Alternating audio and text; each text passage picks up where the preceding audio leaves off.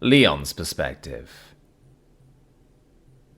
I look into the face of a late 30s Daniel Craig, staring back at me from the mirror, and adjust my bow tie before turning to the young, red-headed Scarlett Johansson in a form-fitting jumpsuit next to me and giving her a smirk.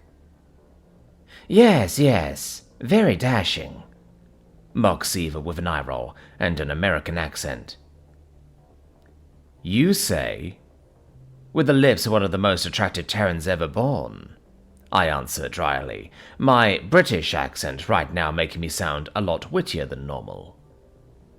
She tilts her head to look up at me, needing to angle it way more than she ever does in reality to compensate for the 7 inches I've gotten her in here, instead of the only 3 I've got outside of VR, and says, "Something you don't seem to understand, Leon, is that attractive people immediately become a lot less attractive when they preen. Forgive me for enjoying a rare moment of actual glamour when the real-life craft has so few." Yeah, not usually like the movies, is it? We walk down the stylish mid-20th century hallway and come out into a semi-crowded bar. With just one exception, none of the people here are real. This is a secure chat room, so the majority of the patrons dressed in period clothing with their faces all weird, super stimuli of both sapiens, and whatever ethnicity they respectively represent, not yet having had the benefit of 6 centuries of their ancestors having the liberty to travel, live, work, and marry whenever and whoever they want, especially not resurrectees, are NPCs. I catch sight of the man we're here to meet, and me and Ziva cross the bar to make our way over to him. I guess I don't actually know he's a man. Never met our handler in real life, so he could be a woman or an MB. Right now, he's wearing the face of a man, so I'm just going to keep thinking and saying he, him. I sit at the table, across from the, for his era, very tall elder statesman.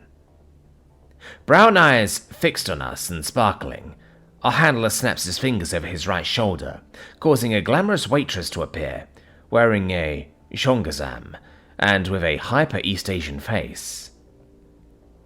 In a crisp, early 20th century RP, his voice deeper than Mark's, the deepest voiced human I've ever met in the flesh, and almost as low as Bjorn's, he instructs, "A Vesper Martini, shaken, not stirred, for the gentleman, and for the lady a Black Widow, I believe. I shall take a glass of Albong Tafel Aquavit for myself, chilled but neat." "Very good, sir. Right away," she defers, bowing a little before backing away to prepare the order. Smiling with the mouth of a Christopher Lee in his 80s, our tuxedoed host says, "Well, Agent Byrne and Agent Pereira, it will be satisfying to remove the MIA markers currently attached to both of your files." "Yes, a lot has happened, sir," I smile, crookedly, the face I'm wearing and the voice I'm speaking with making the line sound way cooler than it would IRL. "Which surely means a lot to report, doesn't it?" He smirks back.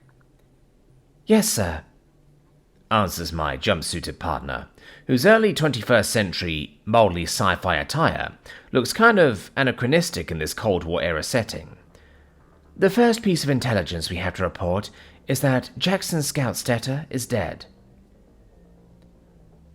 The old man blinks a few times before asking, "I'm sorry, Agent. Would you mind repeating that? I believe I must have misheard you." "Wanted terrorist assassin, Jackson Scout Stetter, tracked us and took our ship out of commission in a fight that saw both him and, temporarily us, stranded on the new planet. He survived his crash, but was later apprehended and neutralized." She expands. "I see. And from the use of the passive voice there, I take it this neutralization was not your handiwork, was it?" "It wasn't, no. That was the work of the current Empress of one of the new species in a trial by combat she fought against him." Our handler's eyebrows rose slightly, but he stays composed as he clarifies, One of the new species? I had inferred that you had likely made contact with some entity, but you're telling me there was more than one? Yes, sir. I jump in. The planet AG-107-9023b, newly christened Gram Wakort, is home to two extremely distinct species. Well, that's quite the revelation. That's quite a few revelations, in fact, states our host, as the shanghai-sammed waitress returns with our drinks, placing a squared glass of sugared blackberry vodka soda in front of Miss Romanov, a martini glass of cloudy mixed spirits with a sheen of ice in it, and garnished with a spiral of lemon peel in front of me, and a nice narrow-rimmed, tiny wine glass of clear, very slightly yellow-tinted spirit in front of the real-life inspiration for the character Daniel Craig was most notable for playing, before shuffling backward away from the table. She prepared our drinks way faster than realistic, a perk of full dive VR. Waiting times can be a lot lower than in real life. Choosing a wizened hand around his glass, our handler raises it across the table to us. Cheers, he smiles. Cheers. Cheers, answer me and Ziva in quick succession, raising the drinks he ordered us to clink against his. I take a sip of the ice-cold cocktail. There's not much flavor to it. Tiny bit of sweetness, lemon, quinine, notes of orange. I can't really taste the gin. I think it would benefit from a few drops of orange bitters to fill the utter void of flavor that is this drink. Bet I look stylish drinking it, though. Placing down his aquavit, our host starts. So, I suppose I should start by asking why exactly the Empress was giving Mr. Stetter a trial by combat. That was due to him having murdered her father, the previous emperor, in cold blood. He was initially given a jury trial, but got frustrated by the deadlock induced by the jury structure, and opted for trial by combat instead. I think he was joking when he suggested it, mocking their court system, I explain. His mouth twists in a light frown. Not exactly an ideal start to our relations. I assume this business didn't have a positive effect on this species' sentiments toward us. There was a significant chilling effect brought on in the immediate aftermath, but our assessment is that it was mostly thawed by the time we departed, answers Ziva. That's encouraging. And it's doubly encouraging that we can stand down the search for Mr. Stetter. That little embarrassment. Losing the man who assassinated our representative when he was naught but a stasis-sized brain in a jar cost the UTCS spite, and by extension the Navy at large, a lot of the cachet they had earned by so swiftly resolving that piracy situation with the Jukt. Though it is a little unnerving that they are apparently individuals among this species who are more than a match for one of the most dangerous beings alive. I take it they're quite formidable. Formidable doesn't exactly do them justice, sir. Would you like to see for yourself? I suggest. Please, Agent, he invites. I open my console in front of me and select 2 files to load in. All 3 of us look to the doorway as we hear the heavy, stabbing footfalls of 8 powerful legs rumbling down the hallway. The Frack Hand NPC woman appears on the far side and has to bend her upper body forwards and scrunch in her legs by quite a lot to fit through. The other patrons don't react with horrified screams and shrieks of terror at the monstrous-looking being, who just entered the establishment and each of whose footfalls punctures a several-inch-deep hole in the floorboards. Instead, the waitress who brought us our drinks just calmly organizes the customers in moving their tables aside to clear a path. On her heels follows a way less striking-looking model of a male Frack Hand. They both sit on the floor at the table next to us. My word. I can see what you mean. I certainly wouldn't wish to meet one of these in a dark alley, he says, his eyes fixed on the woman. They're called the Frack Hand. That's a female, that's a male. These are fairly prototypical examples. The Empress is much larger and stronger than most. They have a heavily martial culture, conservative in nature, strict sense of gender segregation. Their armor is thought to be moderately bullet-resistant and known to be impressively resistant to plasma weapons. Rattles off Ziva. Plasma weapons were used on one of them, he asks, head whipping to her, alarmed. I shake my head and explain. Not one of them. One of what we infer to be their closest extant cousin species. Much more formidable, but firmly non-sapient. Well, that's a relief. But... He leans forward, speaking conspiratorially, despite us being the only people who actually exist in this digital world. What about the million-credit question? As the situation stands, starts Ziva, in the turn-of-the-millennium Dano-American woman's voice, neither these guys nor the other species would make any significant difference in the event of a second war, no matter which side they joined. Their low-tech level aside, they just don't have the numbers. Sure, they're individually formidable, but they only number in the high tens of thousands, and the other species are only in the single-digit millions, a drop in the ocean on the scale of galactic warfare. Give them both another 500 years to colonize and multiply, and they might become relevant, but I don't know about you two. I don't plan to be in this line of work that long. I'd say that's a problem for our successors. Yet another relief, he exhales.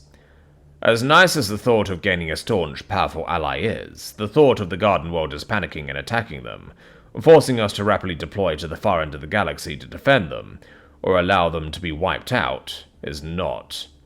If they're currently so insignificant, it would be much easier to temper the blowback to their revelation. And, of course, it isn't the nightmare scenario of them being a force comparable to the UTC, and hostile there too, with the galaxy being caught in the crossfire. But that was already a rather outside possibility. I suppose you should show me this other species as well, though? Actually, sir, there's one more notable thing about these guys that I want to bring to your attention first, says Ziva. Oh? Yes. You see all those red places? Teeth, tooth plates, fangs, claws, feet, leg spines?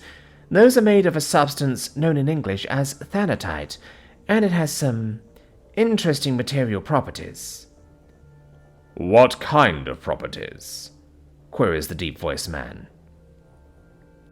It's not quite as tough as Durasteel, but it's close. It's lightweight, it's biological, and it might have the same plasma resistance as the rest of their armor. I explain in my British accent, taking a sip of my martini before continuing. It could be the basis for a whole new style of battle armor, if certain cultural and ethical issues can be navigated tactfully. It's highly prized by them and by the other species, the Twig, but it doesn't naturally shed, so the only ways to get it are by dismembering their dead or by dismembering their living.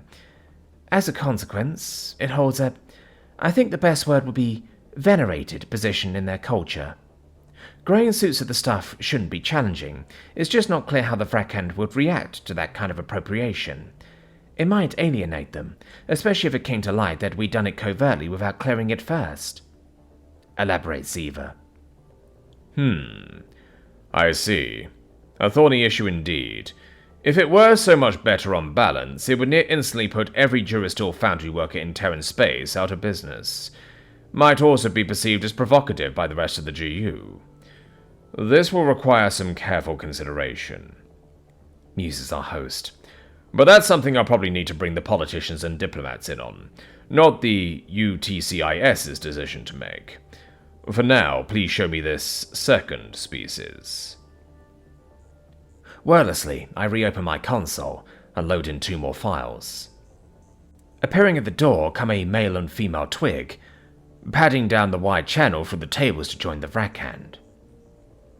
Quizzically, the brown-eyed man asks, You're certain these 2 species are from the same cradle world? Ziva grins with her borrowed face and says, Like Agent Byron said, they're very distinct, but none of the data suggests xenogenesis for either of them. They are related, however distantly. I see. The Twig, you said they were called, he confirms. Yes, sir. Male, female, prototypical examples. Easygoing nature, generally. Classless, egalitarian, propertyless. Communitarian. No gender segregation. Staunch practitioners of free love. She smirks. Night and day, comparing the two, opines the greybeard. Are they anything like as fearsome as this Empress apparently is? Ziva and I both hesitate over that question. I'm the first to articulate. They've got quite a different skill set, but they're not to be taken lightly, whatever their size might make you believe. Show me, he invites, fixing his deep brown eyes on me. All right, sir. Hey, excuse me? I call the male Twig NPC. He gets down from the high stool he was sat on and plods over. Yes? He asks, staring blankly at me. See that wall over there? I want you to run to it and back here as fast as you can. Okay, he agrees, unquestioningly, getting down on all fours. He streaks across the bar, rebounds off the far wall with all four of his limbs meeting it, and springs to run back, skidding to a stop at the precise point he left from, all inside of a few seconds. Now, I want you to jump as high as you can into the air. From a standing start, he jumps easily high enough to put his toes 6 feet off the ground. Now do that with a triple backflip. He does so, easily. Now, Ziva, could I borrow a knife? She instantly produces a long, deadly sharp blade out of nowhere and places it into my hand. Thanks. I turn back to the little green-skinned man and hand him the knife. I want you to throw this up in the air so that it does 15.5 revolutions over its end and catch it on the back of your hand without getting cut, cutting anyone else, or dropping it. He immediately flicks the blade upwards, spinning way more rapidly than it would need to if you were making use of all the space above him, instead of only half of it. It comes down as he sticks his hand into his path, accommodating for its momentum to prevent it bouncing off him. Wobbling slightly but perfectly balanced across his knuckles is the blade he just threw. Thank you, sir, that's everything, I say, as I take the knife and hand it back to Ziva, seeing the shock in our host's eyes as I look at him. You didn't program that. Those are natural abilities? Yes, sir. Natural abilities. These guys just became the fastest, most dexterous, most kinesthetic, and most agile species in the galaxy, I smile. Not to mention having working and procedural memories much better on average than any human lineage, even Neanderthals. Well, that's quite something. You have included these files in the data parcel you're leaving, haven't you? He asks, gesturing over the table of NPCs. Yes, sir, answer me and Ziva in unison. Good. I think further testing is required. Oh, sir? Smirks Ziva. Before I forget, a word of warning. Unless you are abnormally interested in screeding techniques, I'd skip the building section. Gamoyarov may be an expert architect, but an engaging writer he is not. The Frack Hand live in silk tents, the Twig live in small earthworks. There, I just saved you several hours. Thank you for the warning, Agent. Perhaps I can skim that part, he chuckles. Now, tell me, you two. We've only made preparations for one department to be allocated to this new species. Knowing there are 2 species, what would you recommend? A second allocation for this second species, splitting the existing department into Frack Hand and Twig teams that still closely coordinate, or forging ahead as planned with one department in charge of both species?